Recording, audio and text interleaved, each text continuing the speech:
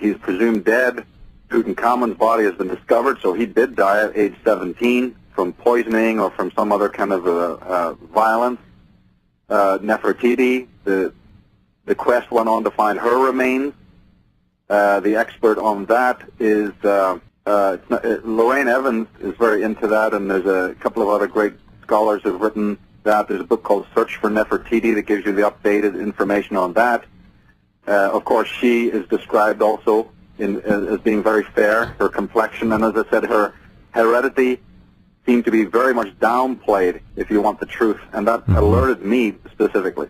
But then my story picks up that after the dynasties left, they did move to several places, and I went exactly by what the ancient Irish annals say.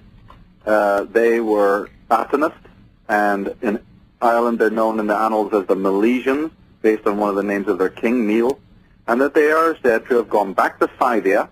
I mean, it's right there. It's not me saying it. This translation into English was done in the 1600s, so you can imagine how old the actual texts are. They're hundreds of years old, if not thousands. The legends themselves go back to the earliest periods of Ireland, and in those legends they say that Scota and Meal and the Atnists came to Ireland. Now, part of the skewing of facts involves, of course, the dating. This is the big problem, because according to the monkish legends and according to the general understanding, these Milesian Atnist Egyptians came over from Spain into Ireland as the Gaels approximately 500 or 600 years BC. I grew up believing that, or at least knowing that.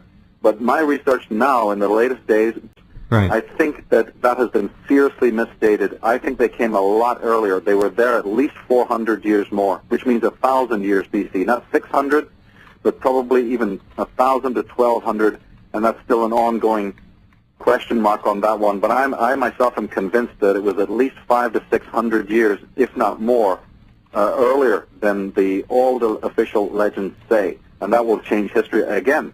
But then, as I said, Scota gave her name first to Ireland. Did you know that Ireland, one of its earliest names, was Scota? No. And that's how, when the Irish crossed over into Scotland, they brought the name with them. So the Scots get their name from the Irish settlers, whose own country was first named after the Egyptian queen. How funny. So it's right in our heritage. This is not bogus or fringe. This is official. This is well known. And the grave sites are there. They're being excavated. But who's doing the excavations? The problem is, you're up against a Jesuit order. You're up against a British crown. These colonizers who desecrated the land from the beginning. You know, these not are people, encouraging. like I said, no, exactly not encouraging. And they also funded the desecration of Egypt itself. The Chaldeans, by the way, who were the quote-unquote monkish order of Christians who assisted in the suppression of the original Druids, did you know that they were the actual tutors of the Duke of Burgundy and the top-level Merovingian dynasties? The top Templar families were educated by Irish monks who had plagiarized the Druidic knowledge and therefore were transmitting this esoteric knowledge. So when people feel the Druidic symbolism on the flags and the heraldry and all this weird occult symbolism and Egyptian symbolism, as Jordan Maxwell has pointed out so many times, people are wondering where it comes from. It's because it's been plagiarized and it was taught to the elite families. Did you know that Vatican City is aligned geomantically and geospherically to Tara? No. Did you know that the pyramid in Egypt is aligned perfectly geomantically to the Isle of Lewis, which was the headquarters of the Druids in Scotland, and so forth and so on? That many of the civic centers and many of the religious headquarters, including, as I said, the Vatican, are actually aligned with ancient sites such as Newgrange and Stonehenge, not negotiable, factual geometry, provable. Amazing. Now, so if these civilizations are later, but they're deferring, the designers of those cities are aware, because they're Masonic, of course, they're aware that these sites in Ireland are sacred. That's why they're aligning the doorways, the windows, and the entire piazzas and all the rest of it. That's why there's 13 Egyptian, there's 20 Egyptian obelisks in the world, and 13 of them just happen to be in Vatican City. Pure coincidence. And the other ones are in London and Washington. Pure coincidence, you see? Yeah. So there's an enormous subject here, and now this vindicating piece of information not only suggests that there was some, okay, we can agree, oh yeah, all right, we will agree there's some sort of east to west connection, I guess we got to accept that. No. This goes far and away beyond that.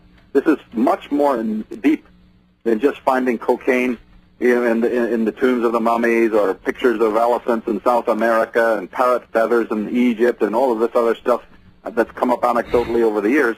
This is absolute vindication for those people who said, no, it's not just that these people visited or being thrown out, like you asked earlier, moved westward in a vain attempt to find a new home. No, this shows that their origin originally, not visitation, but their ancestry came from the West in a direct west to east movement.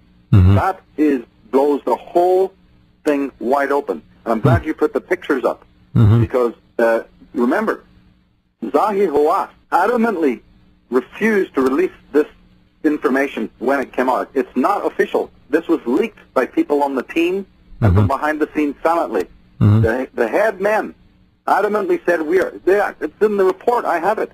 It says, I will not release it. They were so frightened of what this means for the Afrocentrists and all of the other bogus stuff that's come out from the universities, and what the people will realize when they find that this there's no merit in it. So there's a complete clamp down. Yeah, I got it. That you're putting up in the article is completely leaked. Well, what does that tell you? Yeah, it tells me tons. All right, back in just a minute with Michael as we continue. Again, his website is a treasury, a treasure trove of real history, real academic, scholarly examinations of what happened in the past, not the party line crap that is pervaded today as being the truth. Go to Michael's website. You'll be amazed.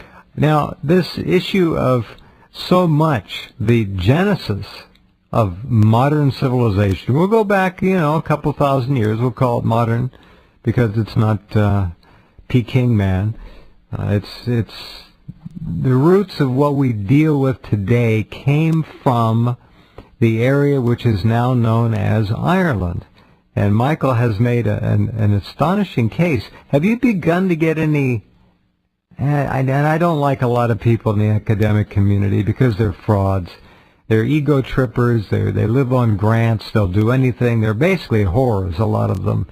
And people who come along and shake the boat, who live within the system, which you don't, often have their careers ruined. Many a geologist an archaeologist has had his or her career destroyed because they won't go along with the party line. So what kind of support have you been getting, Michael? I can't imagine anybody with half a brain looking at your material and not being stunned, just for openers.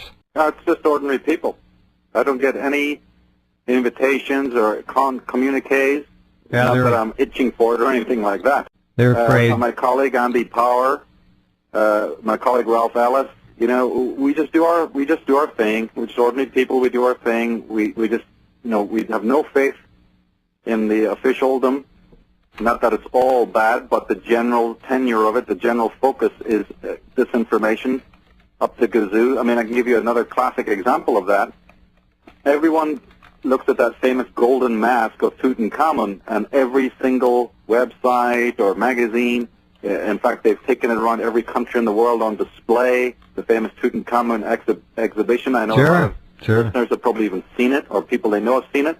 Well, guess what? That's not the face of Tutankhamun. That is the face of his brother, Semnakare. That mask was actually made for Semnakare, his brother. And then got moved or shifted over, and has been hitherto. This is you just mentioned it yourself. The charlatanism that proliferates.